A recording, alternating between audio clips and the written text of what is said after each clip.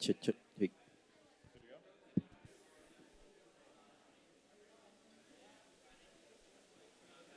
All right, everyone, we are going to get started with the first annual Ownership Economy Summit. So I'll give you guys a second to take your seats.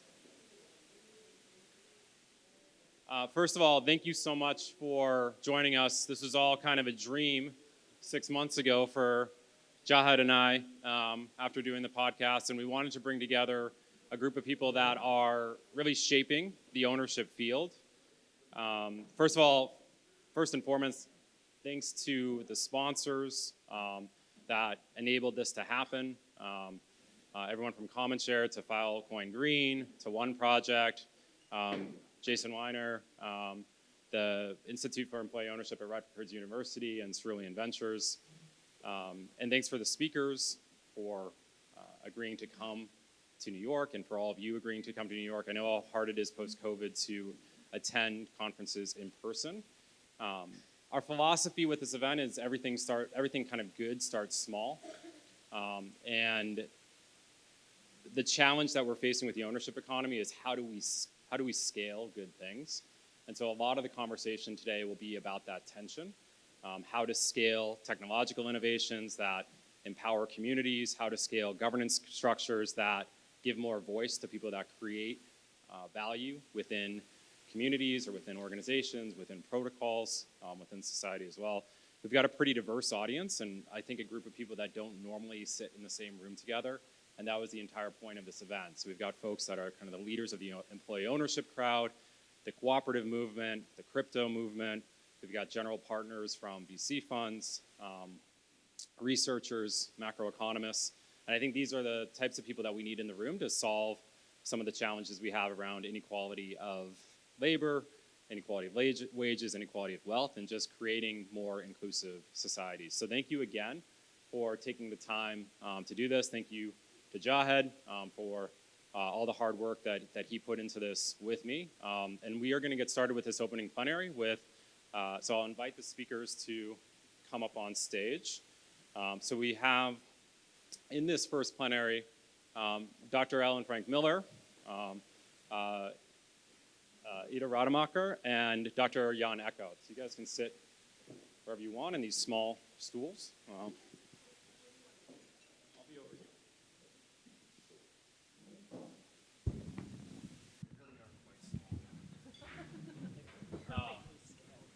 Well, thank you for joining us. Are these on?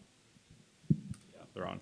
I thought we could start out and just get kind of a 1-minute intro to help the audience understand each of your backgrounds, and then we can kind of dig into it. Maybe Jan, we could start with you. Hi, good morning, everyone. My name is Jan Eeckhout. I'm an economist. I'm an academic.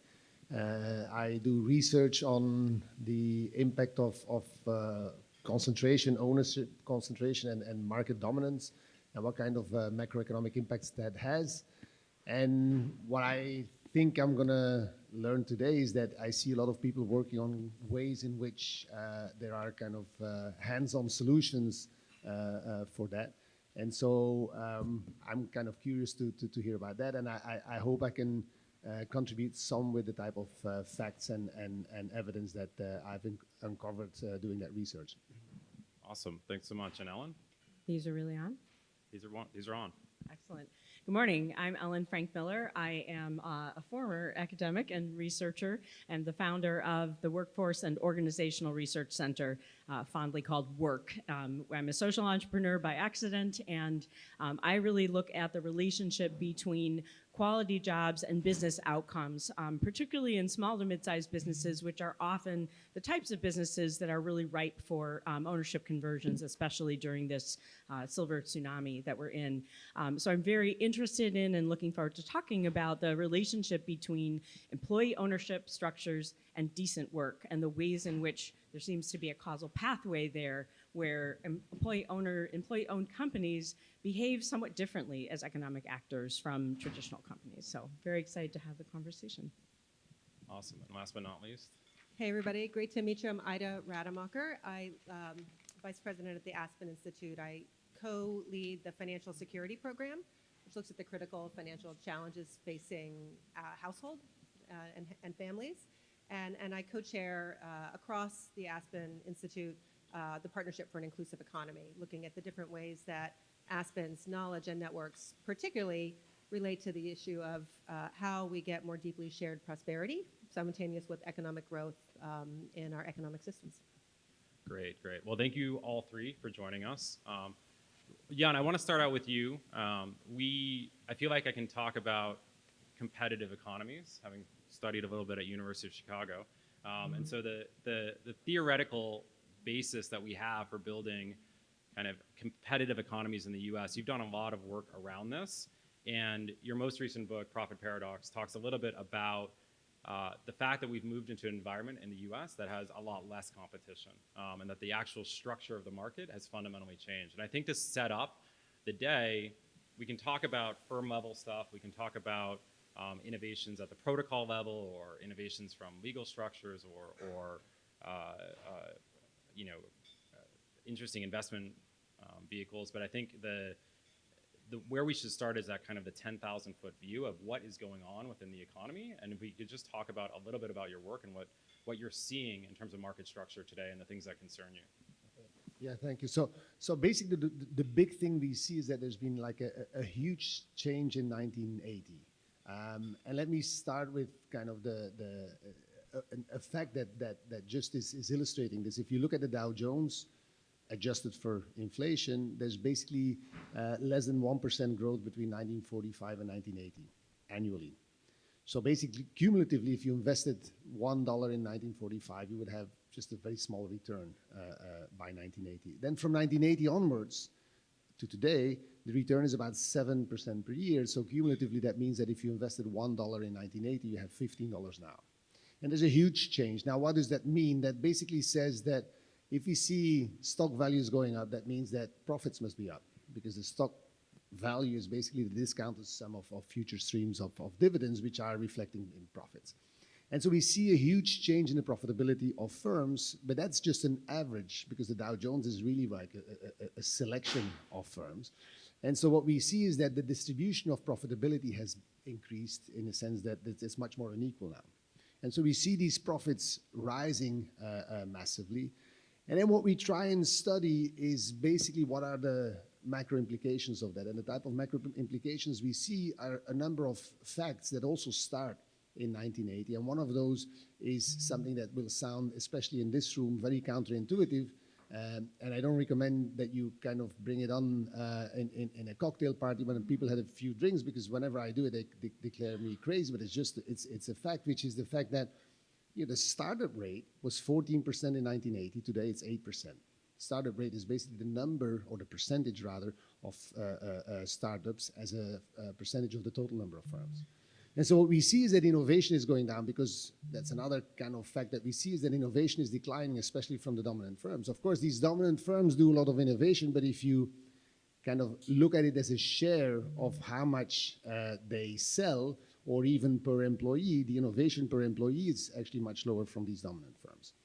And so what does this have for an effect? We see that the broader economy is seeing a decline in what we call business dynamism and activity. And basically we see a slowdown of growth.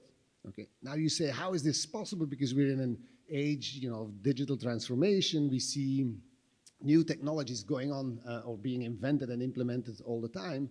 The problem is that the technology is at the same time kind of, the hero of the movie, that's the economy, and the villain. It's the hero because, that's where the progress is coming from. That's where we all are benefiting from this progress. But at the same time, these technologies now, especially the digital technology, is being used also to set up barriers to stop other firms to compete in the markets. And so what digital technology is in this Chicago kind of view, it's the opposite of the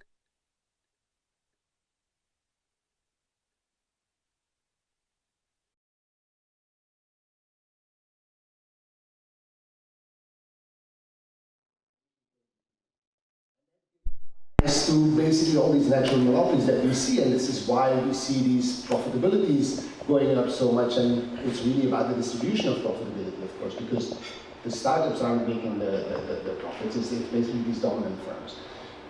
And that is really kind of the starting fact that we see at a macroeconomic dimension, which has a number of consequences, not just on startup, but also on wages. One of the things that we see is that until 1980, productivity, which is basically the average output in the economy per worker, grows at the same rate as wage growth of production and service workers. And from 1980 onwards, productivity keeps growing, but at the same time we see that wages are stagnating. Of course, it has to be because this increase in profits has to come from somewhere.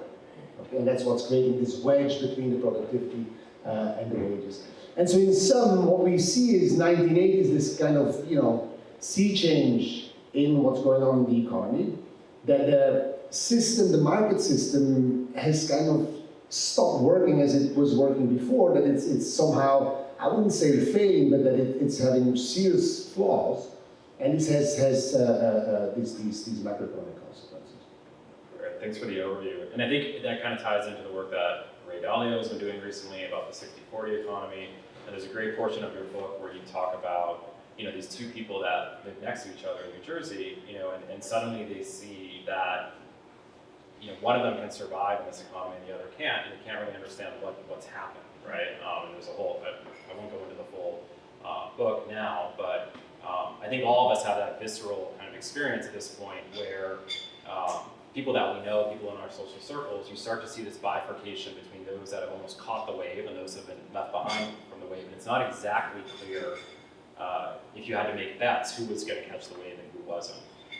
So Ellen, this kind of ties into your work, right? Because a lot of what you're focused on is what a good job is, I think. And so can you tell us a little bit about the research that you've done and how you think about where we are today and how we get out of this place where it seems that a job that's meaningful, a job that provides inspiration for all seems almost unattainable in the US and increasingly around the world. Well, at the risk of sounding a little bit simplistic, an ownership economy is how we get out.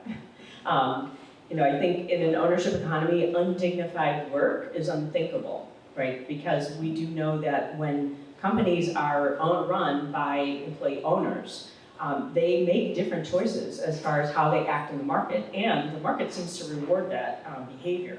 So when we think about what is a thriving economy, and we think about what is a just economy, the minute you say that just economy, there's a little bit of like shoulders get tight here. Okay, what do we mean, and how much is that going to cost? And employers can't afford to pay a survival wage, and I'm not going to call it a living wage because the calculation really is what is the absolute minimum you need to get by.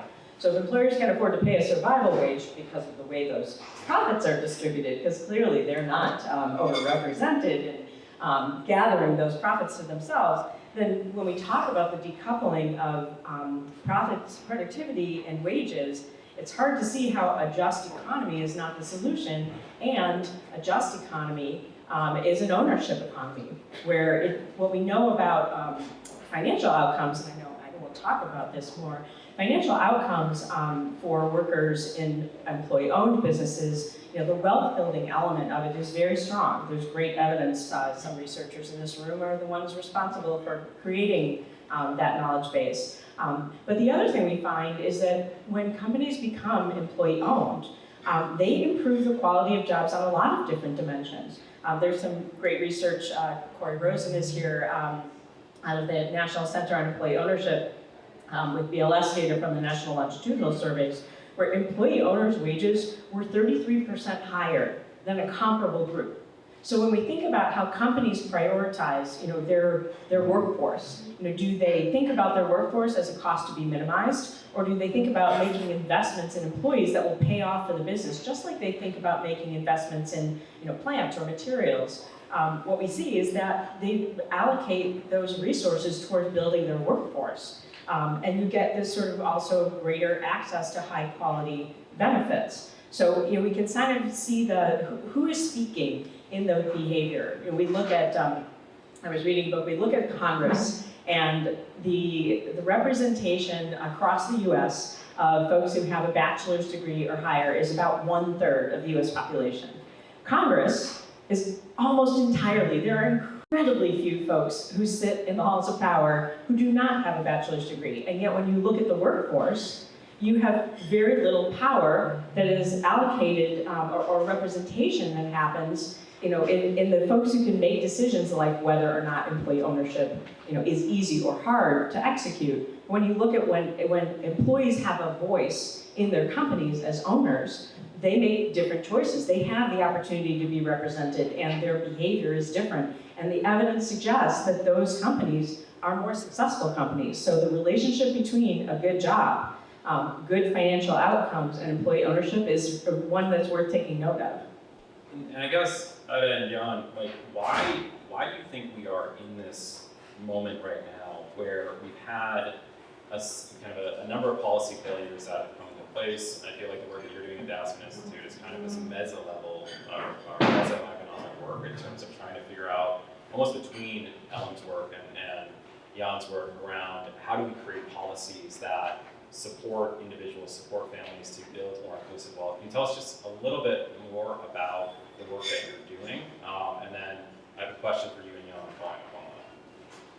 Yeah, I do see there's a little bit in this, the tension between these things in a couple of ways, and I wouldn't say I speak for all of Aspen. It's a very many-headed hydra there. But it is an interesting purge to look across areas. I think, fundamentally, the Institute itself, the Aspen Institute, was founded by business people post-World War II who had a sense that everybody staying in their lane, working on their one piece of the work, meant that we let a lot of incredibly terrible atrocities happen in the world because leaders were not stepping into a space of thinking about the broader society. And so kind of the way that the organization was founded and grounded is about values-based leadership. And when you start to think about the foundations of democracy or even the structure of a market economy, those humanistic goals were always that we were going to create improved conditions of well-being and dignity and prosperity for people. And the ways that markets get structured or not is not accidental. I had 2 failed attempts in academia. So my first was an economic anthropologist, mainly because I was the first person to go to college in my family, and the 2 kind of professors that took me under their wing were an economist and an anthropologist who, took me, helped me think about all the ways that society has structured itself in the past, but particularly the unique properties of a market economy. And then I did ecological economics as a grounded part of my public policy work, and I would say that there are 3 different issues at play, which Herman Daly, who was my mentor, would say. There's allocation, distribution, and scale. Markets are supremely able to allocate efficiently or inefficiently, depending on what we include in the decisions about how to structure that market. It's not accidental. It doesn't happen on its own. Distribution is just or unjust. That's a governance decision. How much of the outcomes of a competitive or an uncompetitive market system go to the citizens and workers. And then there's the scale piece, which is really about sustainable and unsustainable. And I would say that increasingly in a world of climate change, that piece also comes into play when we think about not just the economies and technologies of today, but the future. And then I guess to the point of where this all comes together, that great decoupling that we see, that everybody sees in the data in the 80s, really is, I think, where you hear Thomas Piketty talk about this, and Angus Deaton's new book really talks about this, in Inequalities in America. We are seeing the returns are more to technology than work. The returns are more and then calcified because of uncompetitive markets. And so if you actually, it's not that we can't care about wages, but it's just that wages, they've been stagnant and increasingly volatile for decades now.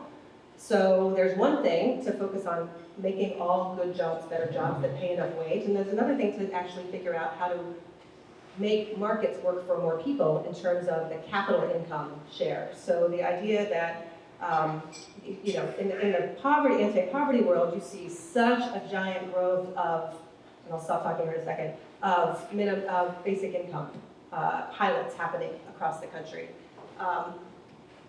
And that is, in our parlance at the Financial Security Program, we understand that households, first and foremost, need routinely positive cash flow.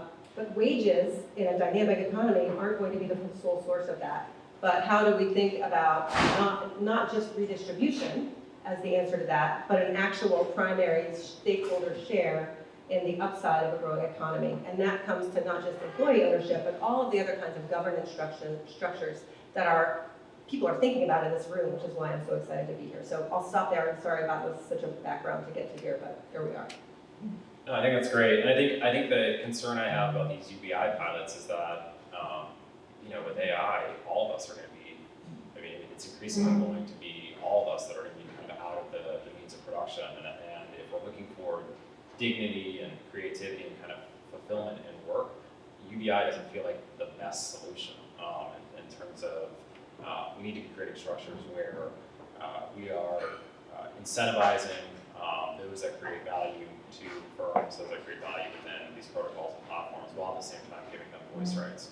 So I feel like this has been somewhat of a depressing panel thus far, and I want to stay on the depressing track just a little farther, and then we'll get optimistic.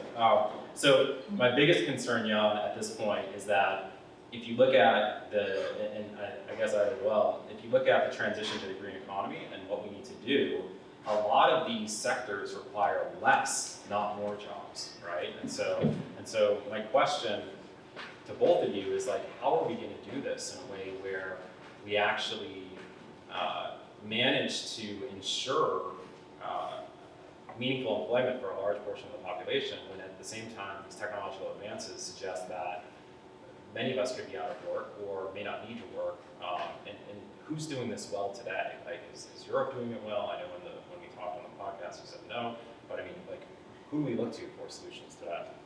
I mean, let me try and inject a little bit of Xanax in the conversation, so to get less depressed. I mean, I think there are possible solutions that work, and I think in line with what we've all talked about here, it's actually, capitalism or markets are not working, but we need more capitalism, we need more markets.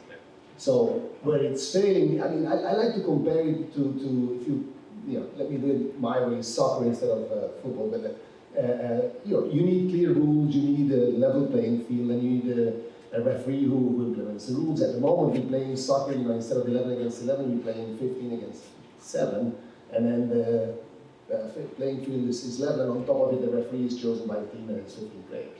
And that's what really antitrust policies are today. I mean, if you follow the Google case in the last couple of weeks, I mean, it's as if Google is trying to do the regulation of its own industry in front of the judge. And then we have, the DOJ who is, setting up a decent fight, but, against such a dominant player, it's very hard. But there is kind of possibilities. I mean, we know that proper competition is going to lead to more, kind of higher wages, if you want, because what happens, why are the wages stagnating? Because you have monopolistic markets. What happens is that you charge higher prices, then let's not get to the fact that everything is for free, because nothing is for free, okay? Because ultimately, if you get your apps for free, you pay through advertising one way or another. So the prices are too high. If the prices are too high, you buy too little of it.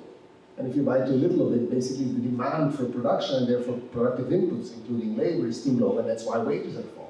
I mean, that's a simple mechanism for why we see these stagnating wages. And if you get more competition, you're going to get lower prices, you're going to get basically more demand for labor, you're going to get higher wages. You don't need to have any policies like UBI or anything like that. Just having more competition policies redistributed in that sense. And that's basically a way, of trying to create more competitive markets, more, if you want, kind of a level playing field. And I think that's by itself, okay, a very promising avenue to do it. Now, of course, it's hard. And it's hard because you talked about AI. AI is going to do a lot of things, but one of the things that AI is going to do is that it's basically creating more conditions of scale economies, of network externalities, of global kind of markets, which is basically going to lead to firms dominating even more than they're doing already. And so we're going to see these effects even getting worse than what we've seen over the last 4 decades since 1980. It's going to get worse than what it is now. And so the only way to deal with that is to try and inject competition. And I think we'll talk later about ways in which to do it, but that should be the objective, and creating these incentives. And as I understand, what a lot of people work on here are the type of platforms, the type of kind of market mechanisms, incentive schemes that precisely do that.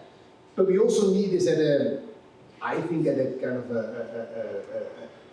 a broader level, because you can't just do it at the level of the individual firms. You can do a lot there, but you really need to ensure that this is something that's basically, this governance comes at the level of not only the economy as a whole, but of the global economy, right? Because now all these dominant firms are basically global firms. And what we're lacking at the moment is basically the type of antitrust regulation that lets us go all the way, okay? And you were talking about the European intent. I think there's a very bit of Xanax here, but piece of good news. The Digital Markets Act that's been voted in the European Parliament is very positive in that direction, because it's really going straight in its new kind of antitrust regulations after the gatekeepers, as they call it, basically these platform owners.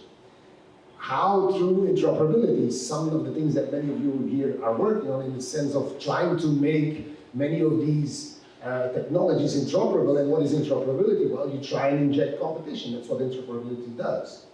And so there are many ways in which we can and will do it, but there's still a problem. One, this thing is changing very fast. And two, even if you have the right regulation, you need the resources to implement it. I mean, I can have the best constitution, if I don't have the police force to enforce my constitution, I'm not going to have the outcome that's intended in this regulation. And I think this is the biggest challenge that we face today. And you talked, just to come back to the point that you talked about, the green transition. I think the green transition is, to me, the best example of why we need more kind of market and incentive schemes to get it. Politically, we can't get it through. We vote for an Inflation Reduction Act here that says, let's give a lot of subsidies to green technology. This is better than nothing, but how do we think that the politicians are going to pick the winners of what the new technologies are? I think VC does that much better. I mean, that's what VC does. If you have a proper carbon pricing scheme, this is going to lead to basically providing right incentives for where the returns are going to be for the right technologies. Okay, and at the moment we have this thing, okay, let's just pay some people to do some stuff. And as I said, this is not, it's better than nothing, but there's many other ways in which you can do it even better than that. Okay, and again, this is a way to have more market schemes and mechanisms in there. Perfect. Yeah. So yeah, one of the reasons why I wanted to keep you here is I think that this conversation is very hard to have without thinking about the role of government and the role of the panel right after this is going to focus on how do you create protocols and invest in those protocols and platforms to create shared ownership and voice rights for the people who create value in those platforms and protocols. But the reality is, without government intervention here, this is not going to work. I want to open it up to the audience here because I want to make this a bit more interactive, but I wanted to give you both kind of the opportunity to follow up on that question, which is, do you see things that are interesting, that are compelling around kind of creating more voice rights, creating more ownership opportunity in this green transition in the work that you're doing, or is the verdict still out at this point? Sure.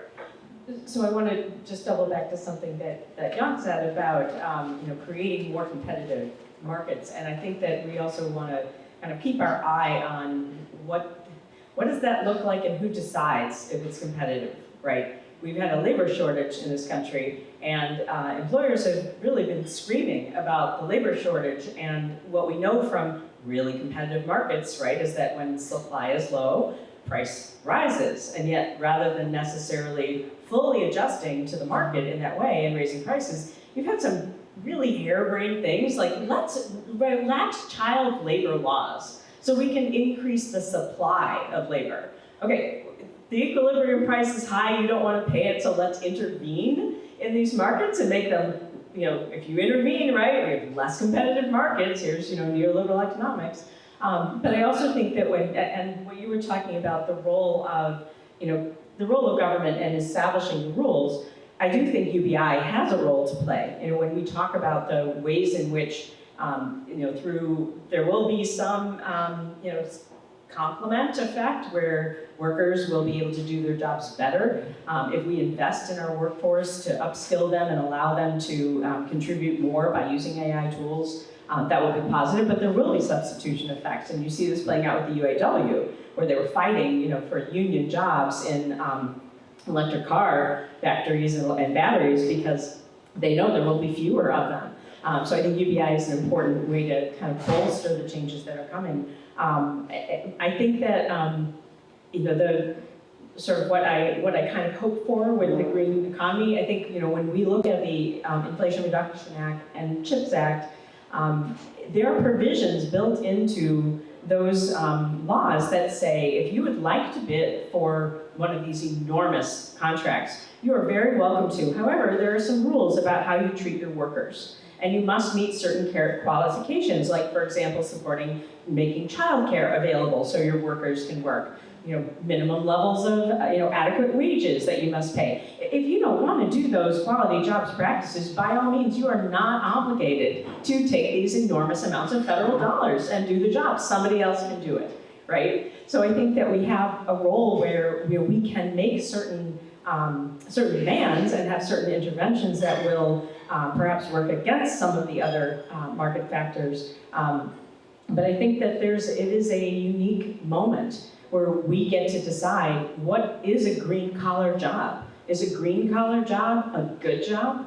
And is decent work part of how we're conceptualizing this transition? And I think that there is a way in which we can look at employee ownership and employees having governance rights as sort of the key to make that possible. Perfect. We had an excellent prep call, and I feel like I wanted to throw some of that out in the room for you all. I think it's a yes and to both. Yes, indexing on competition, more competitive markets, what's the governance structures that do that? Yes to the quality of work continuing to be part of how you think about the incentive structures of like thinking about that. I think though that as this deeper conversation that I hope we're having here on an ownership economy is inviting innovation around how we democratize and de-risk a stake in the capital income that derives from a growing market economy. I think that, and so there are multiple asset classes. There's certainly business ownership and shares of business ownership. We're going to be talking about new and emerging asset classes. We talk about real estate. There's folks in here in this room that represent on all of those things.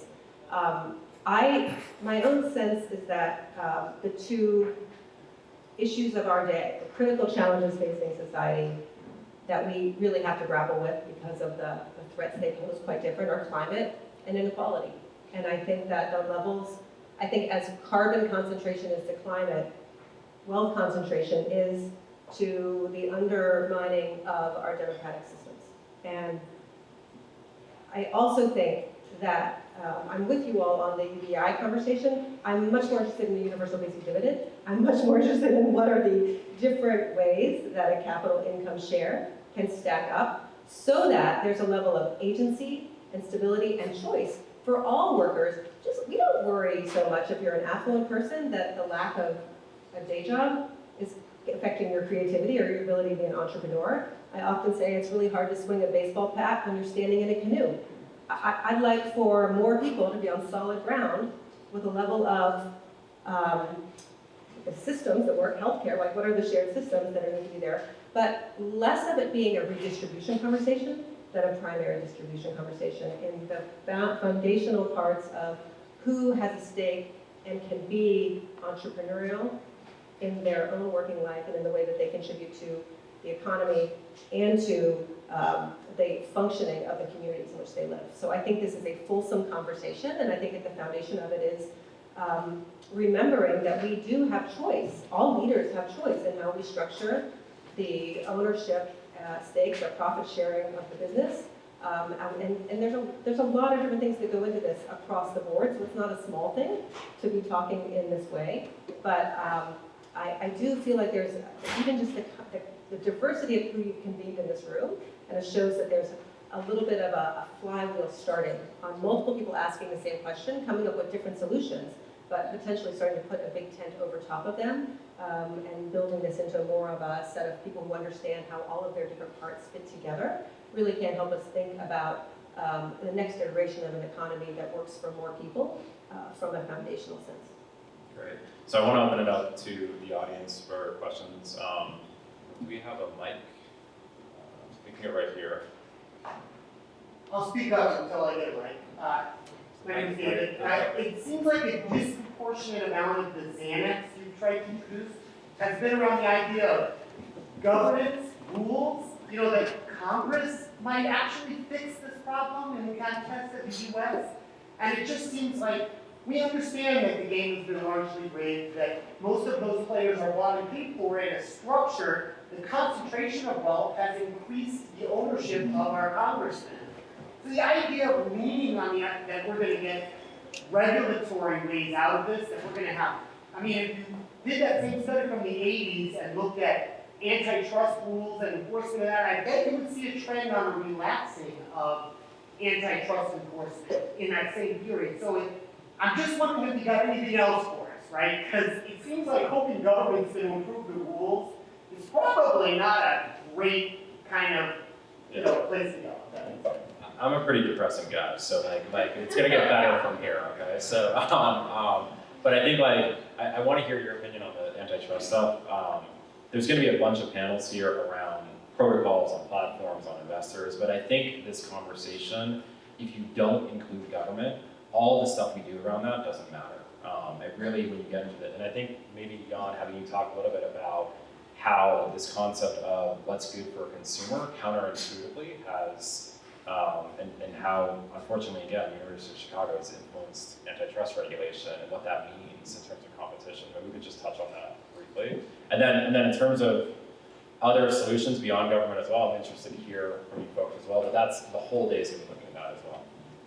I cannot agree more that this has been going on since the 1980s, that this antitrust enforcement has weakened, and that indeed there's also a political problem. It's not just an economic problem, because if we need to have governance that's coming from the central government, and then we have to necessarily link this to how the democracy is working at the moment, and democracy is if not as polarized, more polarized than even the economy in terms of inequality that we see. Let me inject a little bit of Xanax here, okay?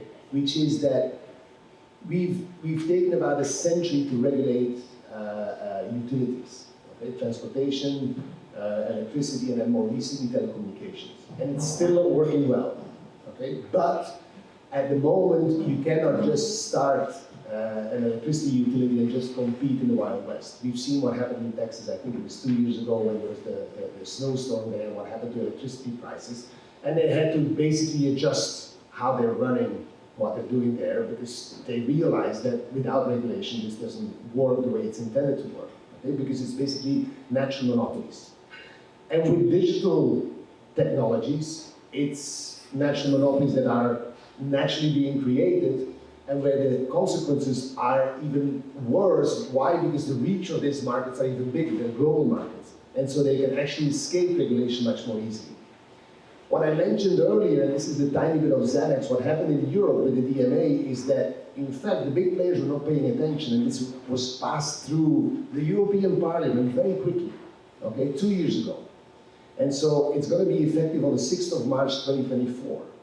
And we will see, I'm not terribly optimistic, because I think that the big players now are, positioning themselves to basically respond to that through whatever court cases in ways to stop. But on the other hand, the way the DMA, the Digital Markets Act, is set up, and by the way, that Lina Khan at the FTC and Jonathan Cantor at the DOJ are looking at in terms of trying to implement similar ideas for the US legislation, is basically treated as a utility. They would never say, because this is toxic language. but it's what we call ex-ante regulation as opposed to ex-post regulation. What's ex-post regulation? Two companies want to merge, and then you kind of start the merger process, and then basically, in court, you try to convince the judge that this is not creating any market power. Okay? Ex-ante regulation, like electricity or like telecommunications, is basically saying, here's a set of rules by which you have to abide. The rules for the DMA are very strict. You're forced to have interoperability. Under the DMA, the duopoly that we have between Google Play and the App Store, which is really a duopoly that gives us a 30% margin on any app that you download and that you pay for, okay, is a duopoly that is going to be illegal in Europe under the new laws. Now, where is my lack of optimism coming from? Well, how is the antitrust authority going to be able to implement that legislation? Okay, and how are the big players going to try and position themselves, go to court and try and avoid the implementation of that? And this is something to be seen. I agree with you in principle that we need to involve a democratic kind of political process that itself is broken to fix an economic kind of system that's broken as well. So two negatives don't typically going to make a positive here. But I think there's kind of ways in which we understand how to do it, and let's hope some of these things do work. Do either of you want to add to that? Well, I want to agree, and I do, there is no question that we have broken systems. At the same time, we can't let government off the hook and say, well, it's broken, so others will have to fix it. At the same time, I do think that we see innovation with large influential players. We look at, for whatever you might think of KKR's shared ownership model, and I know we all probably have opinions about how that's structured, you do have an extremely influential player, KKR, who moves trillions of dollars, who's made a decision that they will embrace a model that does afford frontline workers the opportunity for wealth building that otherwise doesn't exist. So we have a problem, and we have actors that we must hold accountable, and at the same time, if there is innovation happening to address similar problems, that's worth taking a look at. Excuse me, you got a question for Dave? Thank you. Hey. Hi, thanks for the great conversation. Just a quick question, I think for Jan mostly. I accept the logic of your argument that dominant or the way to raise wages is to share profits more by injecting more competition into markets. But the examples you're citing are the ones that are perplexing me a bit. Google's probably the top paying employer, maybe in the United States, but certainly in all of tech. They've warped the pay scales of every job. They've created more millionaires and billionaires through equity sharing. In fact, almost all of the tech industry since the 1980s has been sharing equity with their employees, allowing the sort of enterprise value that's been created to be shared. Very different than a lot of other industries. So I appreciate Google's super dominant, but we really think that it's the tech companies that are not sharing their profits with their employees to rise wages. And also, tech industry is a relatively small employer. Google's only like under 200,000 jobs. Like, even if we try to break whatever dominance they have, are we really going to fix the economy and get wages going?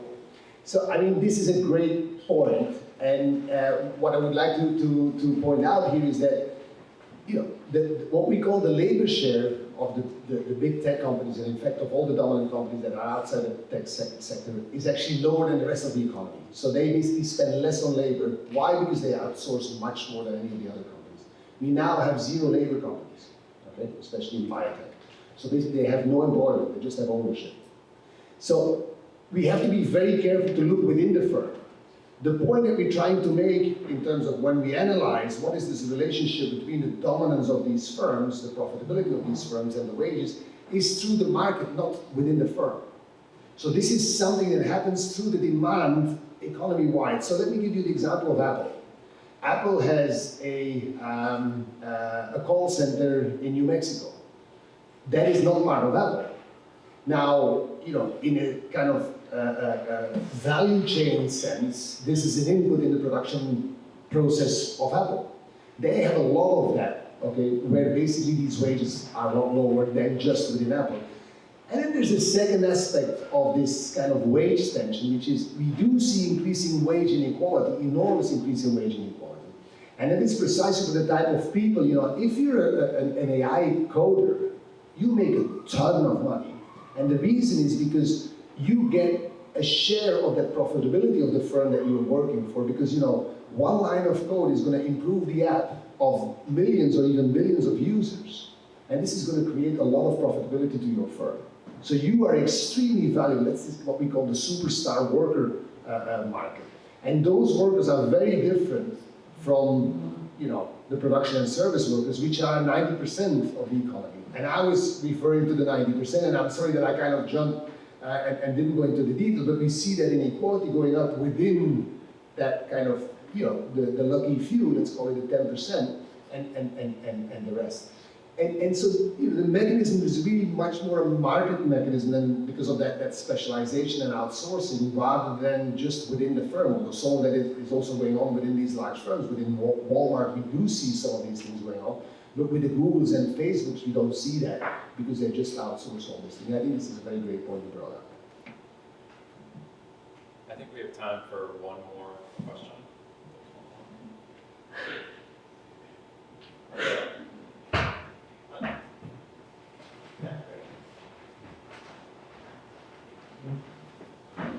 So another David, and I'm going to kind of align myself with the first David, which is to say I'm a little bit skeptical too about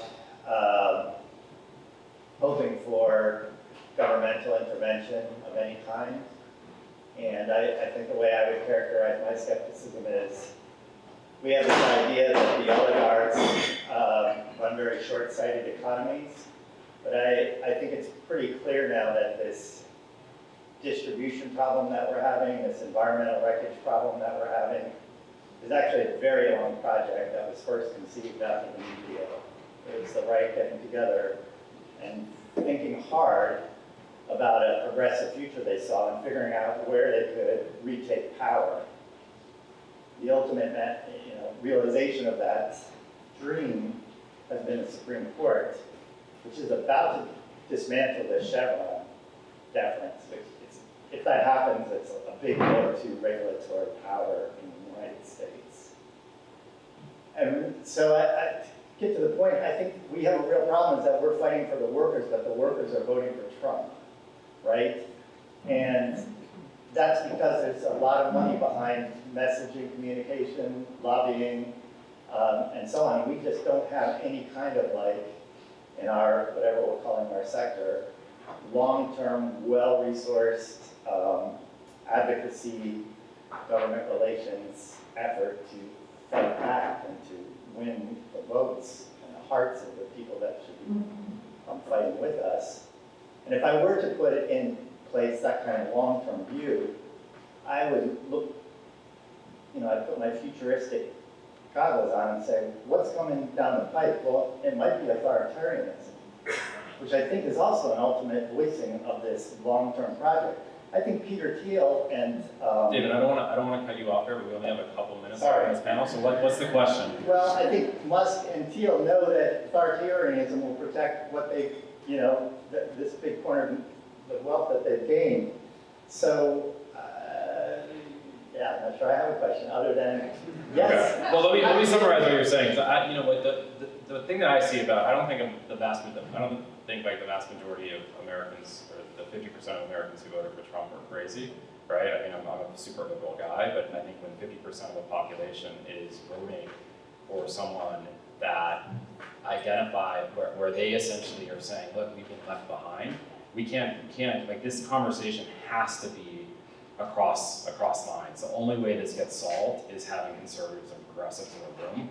And my feeling is those 50% have been left behind because we've lost meaning in our work. And the reason why I wanted Ellen and I on this panel is so much of their work is how do we tie back meaning into our work. And the reason I wanted Jan on this is I went to schools where government never played a role. And it's we can't solve this without government.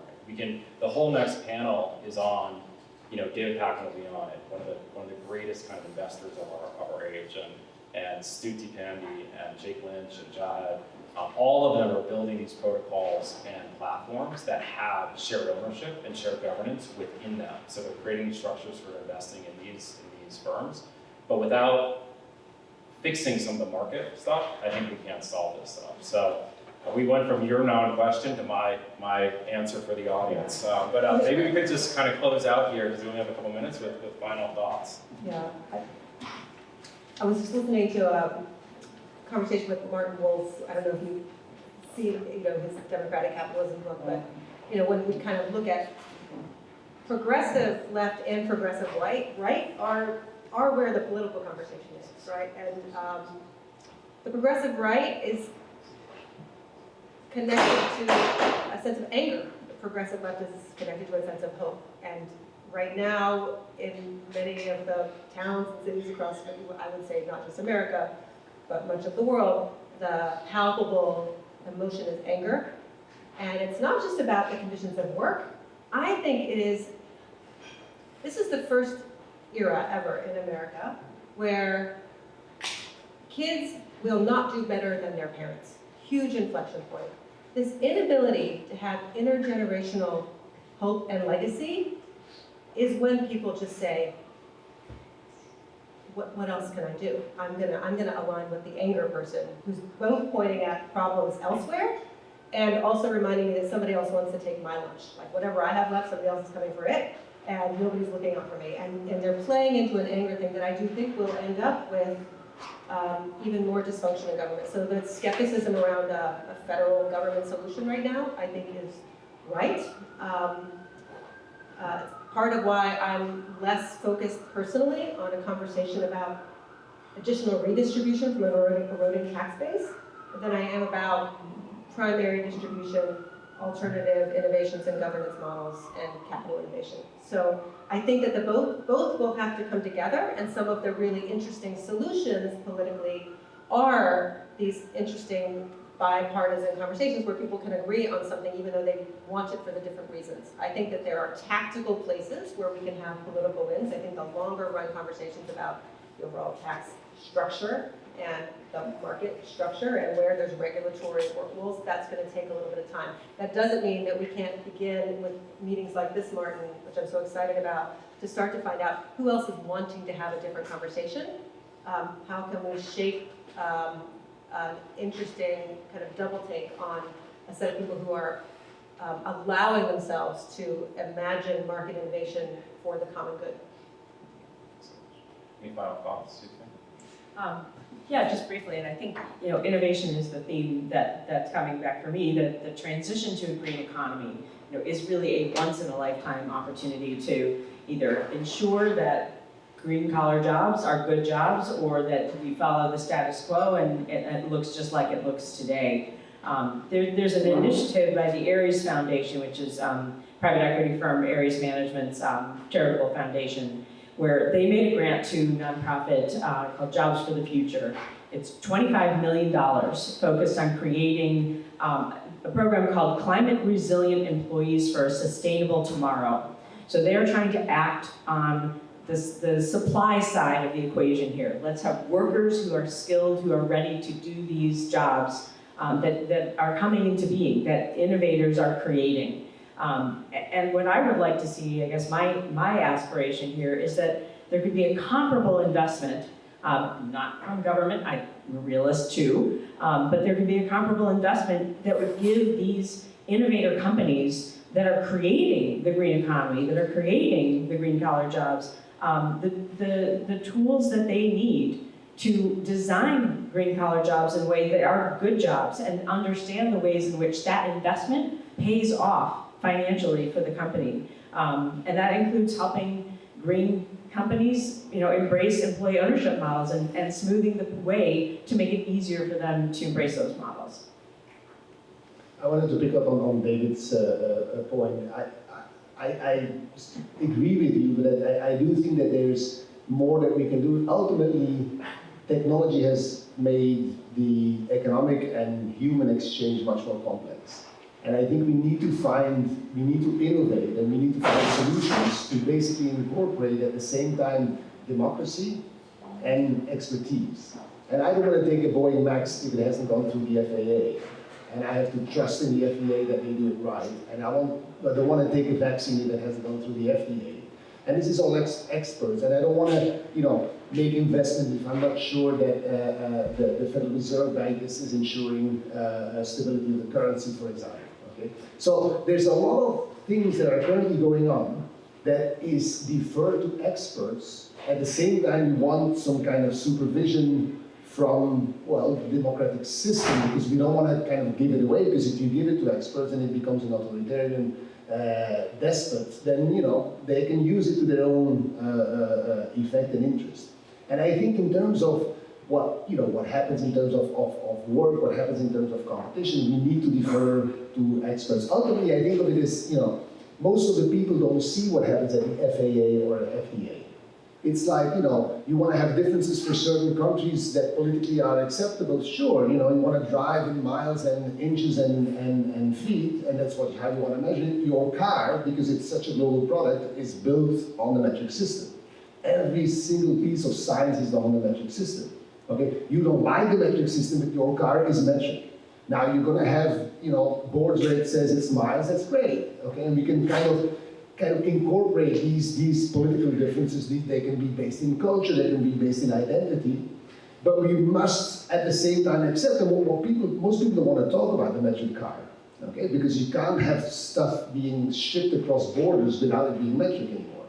Okay. And I think we kind of have to try and find innovative ways to do that. And I think a lot of that can come from private initiatives, from innovation through building, kind of standards and things like that help us get that, common ground. And then on top of it, you have this democratic part that possibly feeds in with identity, a little bit more kind of, I would say, emotional grounds. And we can make that work.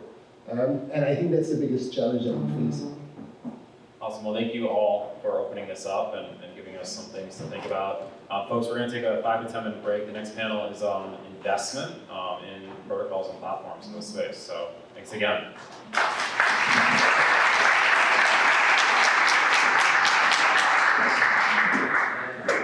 As Martin said, 5-minute break. Bathrooms are behind you along this wall, and grab a refreshment. We'll be back shortly.